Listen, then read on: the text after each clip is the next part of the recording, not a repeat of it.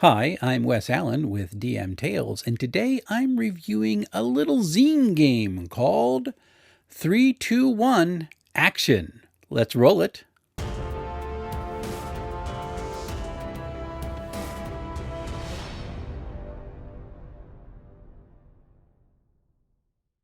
Now, this game, as the name indicates, is meant to convey for the players that they are actually inside a movie. So, action is fast and fluid. It's not bothered by a lot of fiddly bits because it just wants to get to the action as fast as possible. And action is not combat, it's also your conflict with NPCs and other characters and different obstacles as well. The game is genre agnostic, just as movies are genre agnostic as an art form, and so it takes its cues from the adventures that you play, and each one of the adventures that you get will give you slightly different information about how you play that specific adventure. Most are meant to be played in one session. However, it can be longer than the adventures can be longer than the actual core book. So some of them can take 1 or 2. It is a rules light game, but it has some fun and interesting nuances that shake things up and make it a really interesting concept. So characters in the game have 6 attributes, and these are split between 2 different categories. The first, and the majority of the statistics, is actually your mental and physical stats. These are used for checks where the characters are affecting the world around them. And the attributes they have are action, which is a generic movement stat, which is used for checks like hiding and climbing. You have brains, which is your knowledge and intuition. Brawn, which is your brute force stat. Charm is the ability of a character to influence others. Then the other category is your survival stats, and this is used when the world is affecting the characters. And there's 2 of these. The first is cool, which is not too cool for school, but is actually measuring the character's mental and emotional resilience to deal with the world as they are encountering it. And then you have guts, which is the ability of a character to endure physical stress and trauma. Both of these are 3 strikes attributes. So if you fail 3 checks in either of them, they're going to lower all of your stats, including the check that you fail, by 1. So the more you fail, the more difficult it's going to be succeed in another check further on.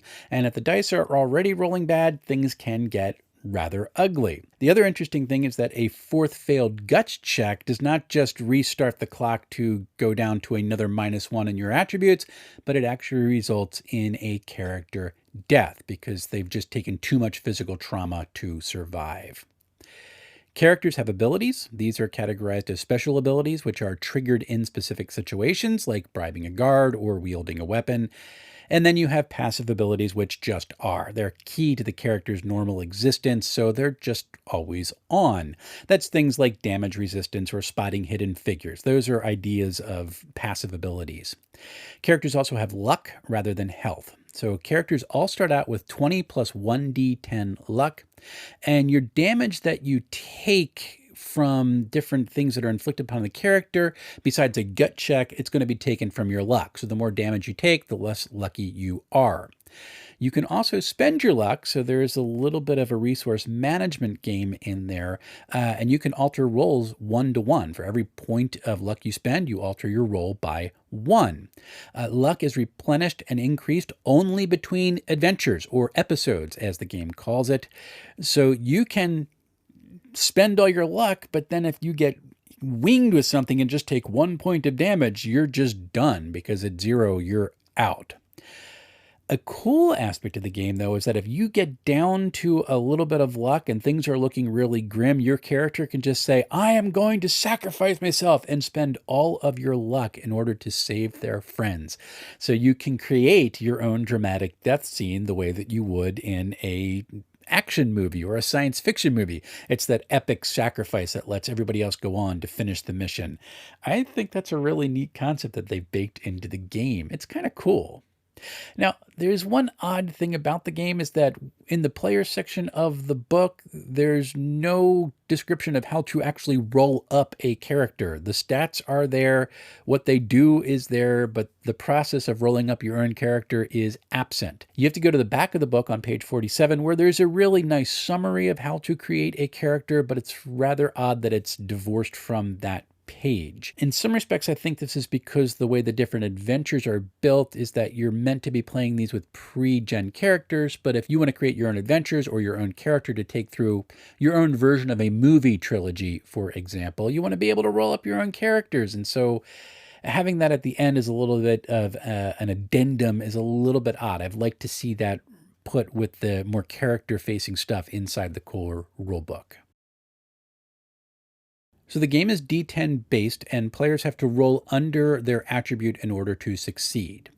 Die rolls can be further modified by the type of task. It goes from 1 to light all the way up to 3 for hard.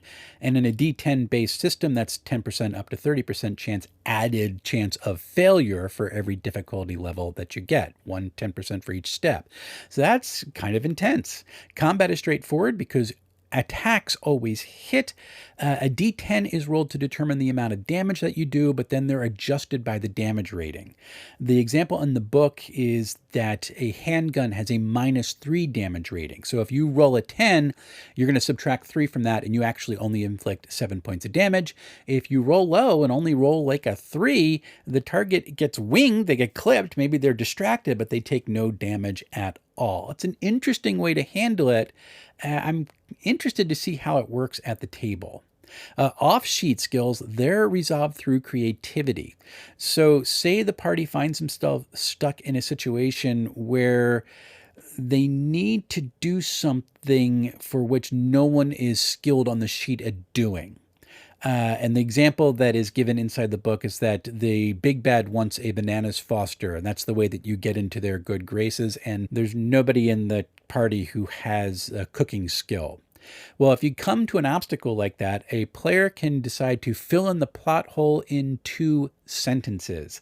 And this Banana Foster's example is that the guy who's the big bad bruiser just says, "Grandma always had Julia Childs on in her kitchen. I miss my grandma." And because of that, they can try to make the Bananas Foster and get into the big bad's good graces. I like that this is kind of a way to pump up the characters. It fills in the plot hole really quick. And then the game runner, which is the term that 321 Action uses for the game master, they make a ruling on the bonus or the penalty based on the creativity of those 2 sentences that the player throws. So there's a little bit of rulings, not rules, that's built in there as well. I enjoy the type of gonzo play this encourages, and there's a few of my players that I am really fascinated to see what types of 2-sentence plot holes they're going to try to come up with if I ever bring them to this for a game at some point in the future. And I'm going to have to try that. So starting at page 22 all the way through page 46 is the section that is for game runners. Again, that's the term for game master that the system uses. There is information on rewarding players after each session or adventure or episode, however you're going to call it. Some good practical advice on how to handle NPCs, including keeping necessary ones alive the way that they have plot armor in a movie. Again, this is playing through a movie, so having plot armor is just kind of built in for certain NPCs. It gives a weapon listing, it has some simple vehicular combat rules, and then genre rules for things like horror, fantasy, and western. Horror in particular has some good love put to it, and there's this last girl rule, which ties well into the old 80s movie horror trope, where it's always the last girl who remains. And the way that 321 Action is set up, not only can you apply that, you can also flip it on its head and make it really bizarre. And I like that a lot. So there's a lot of care that's put into it, and there's some very succinct and cool advice for each of those genres in the back of the book. I like it a lot. So I have 321 Action as a print copy. I picked it up at the Philly Area Gaming Expo in January of 2024 when I am recording this. It comes out as a 50-page saddle-stitched zine format. It is 1/2 US letter, so it's 5.5 across, 8.5 down. The body font is a really nice sans serif. It's a tad bit on the heavy side. So it's got great contrast, but it can tire the eyes a bit. So I had to go back and read a couple paragraphs because my brain was beginning to skip a little bit. Just a minor tweak of that for me. It only has 2 levels of heading. The top levels are the section title. This is a really neat distressed sans serif font that's set in a simple decorative backdrop. It reminds me a little bit of the Shadow Dark titles, which I think is a compliment. It looks really cool. It's some neat details on the corners that if you're looking at really look really interesting. The secondary levels are interesting. They just use the same distressed font, but the black backdrop is not there. The second level headings are used in 2 ways. The first is to create a subsection, which comes across a little bit like a, but wait, there's more, which is perfect for this type of game, and I really like it. There's page 13 of the book has this example of more challenges that you can have and list them there. So it's this, but wait, there's more, and look at this page. And that's really cool. The other way that it uses is that it essentially becomes akin to a subtitle. In the NPC section on page 24 is one example of this. So there's a small inconsistency in how the second level headings are used, but it doesn't take away from the reading experience at all. It's just one of those things that I noticed when I was going through the design of the book to see how this was put together. I did not pick up on this as I was reading it. So the reading experience is not changed by that small little inconsistency. Information is also sometimes grouped in order to give it a visual linking inside the core rules, which makes sense. But there's 3 kinds of borders, ways that the information is grouped, and I can't figure out the reason for the differences in the borders other than, well, this kind of looked cool here. On page 9 through 10, there's a triple line border with angled corners. This separates the attributes cool and guts from the rest of the text, kind of calls it out as something's particularly important for the reader to understand. Page 15 has a double line border around information with rounded corners. This separates the different challenge levels that people can face during the game. And then on page 17, you have a single line border. It goes back to angled corners. It has a gray background and a hard drop shadow in addition to that. I'm not sure what triggers each of the border types at all. It's one of those things where I'm looking through, so I don't understand the logic here. But just with the headings, it doesn't take away from the reading experience. It just struck me as a tad odd. There are no real tables in the book, but there are a couple of really awesome stylized lists. What they use is that section heading backdrop, which is scaled down a little bit. It is attached to a text box with the connected text that has a simple border around it. You can see this on page 14 in the book, which shows simple task modifiers, and then again on page 33 as an example of how you might use spell points in the game. I like the way that this is designed because it makes the list pop out. It's bold. It says, this is something you need to know. And the layout is distinct, so reusing the backdrop asset for the call out of the different items in the list, it doesn't feel confusing. I don't have any sense that this is a new section entirely of the book. It's pretty well designed. I'm impressed with it, and I thought that was one of the most striking aspects of the layout. Now, the artwork in the game is this mixed between grayscale and line art, and it's really good. The range is across from different genres. You can have spies all the way to fantasy that displays some great action, and the aesthetic ranges from cute all the way up to horrific and frightening. It's really neat. And page 49 of the book, where the credits are listed, not only lists the artist, it actually includes the pages on which each artist's art is found. I love that. One of the things I hate about doing reviews is that sometimes I want to know who the artist is for a particular image, and I can't make out their name in the art itself, and there's no index of whose art is where inside the book. So I love that 3-2-1 Action actually did that. That's a well done. So this is a fun and a fast game, which gives the feeling that you're playing in a movie. It succeeds in that. Just from reading the book, I can tell. I enjoy those D10 mechanics. I love the simple resolution for check. Just roll under, and it can be modified depending on task level. And that fill in the plot hole in 2-sentence concept, that adds this perfect amount of managed chaos that I cannot wait to see what people are going to do, which I've already mentioned. I'm probably going to bring this to the table at some point sooner rather than later as a one-shot, just to see what people are going to do with that. That's how fun I think it is. I do think there could be a little bit of cleanup in the design. The different borders for the different groups of text is something that confused me, and I'd like to see a little bit more organization to make the game more accessible, like putting the character creation steps in the player part of the book, which just makes sense to me. But as a way to play a quick adventure with friends, this is about as a perfect pick up and go system as you can find. It is right up there with Easy D6 for a slightly different style of play, and that's about as high a compliment as I can give it. Like I said, I want to play this with people, but in particular, I want to play it with my neighbors who are not big role-playing gamers, just to see how accessible it truly is, because I think they'd pick up on it really, really quick and would have a blast playing it. Now, the PDF can be picked up at DriveThruRPG as a pay what you want, so it's a great deal for a nifty little zine game.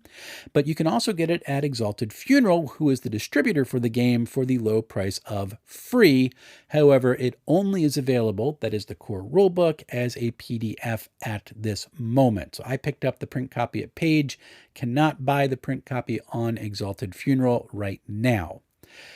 However, because it's only that 8.5 by 5.5 layout, at least if you're in the US, that's US letter, it's simple enough to print out and then fold, and you have your own version of the game, which it seems okay to me. So Exalted Funeral also has adventures on that product page, which can be purchased as print products.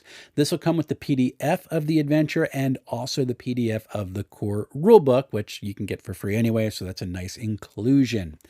I love the adventures. There's stuff that goes everywhere from spies, like getting back to a Russian sub, to playing mini golf with the devil to save your uncle's soul. This is really gonzo wild stuff, and I cannot wait to read some of the adventures that I picked up at Page. So I'm hoping that you can purchase the print copy of the core rulebook at some time in the near future. But at 50 pages as a PDF, it's not onerous, and it's free. You can share it with all the players that you want to have at the table, and I think that's pretty fair.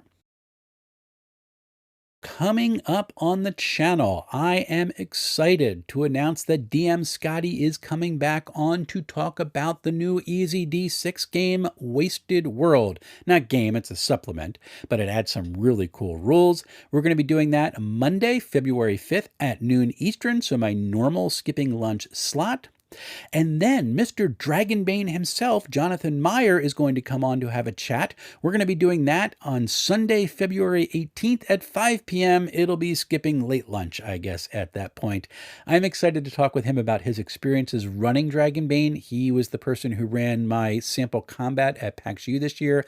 We talked a little bit about things online. I really enjoy my conversation, and he's trying to become sponsored by Crown Royal as the first sponsored GM of a game, and I'm interested to see how that's progressing as well. So if you're interested, come on out for that conversation. Jonathan is a really good guy. That should be a lot of fun. Now, I am still slogging my way through the Marvel Universe RPG. I hope I finish it. It's just something about the game's not clicking with me, and I don't know why, because there's so much in it that appeals to me, but the way the game is designed is just not resonating right now. So I'm trying to get through it. I do think it's a gorgeous book, by the way, and I also think it's a fun game. So if this is a type of game that would resonate with you, you could have some fun with it. And there's some things that I do think they do really well and are creative, so I want to review it just for that. But it's a tough read for me, and I can't identify why. Now, at the same time, I am well into reading the core rulebook for The Land of M. If you haven't heard of this game, it is being put out by Exalted Funeral. The mechanics are very similar to Powered by the Apocalypse. It might be a little bit too friendly to the player. You don't fail as much as I might like. But it's kind of a cool setup. It is a really interesting way to handle wealth, and for this game, it is subversive humor at its finest. I am well into this book, and it's probably going to be my next review before I dive into Shadow Dark at long last. Those are the things that I am prepared to announce. I've got some other things that are in the works, and I'm looking forward to getting them to all of you. But until we see each other again, folks, happy playing, everyone.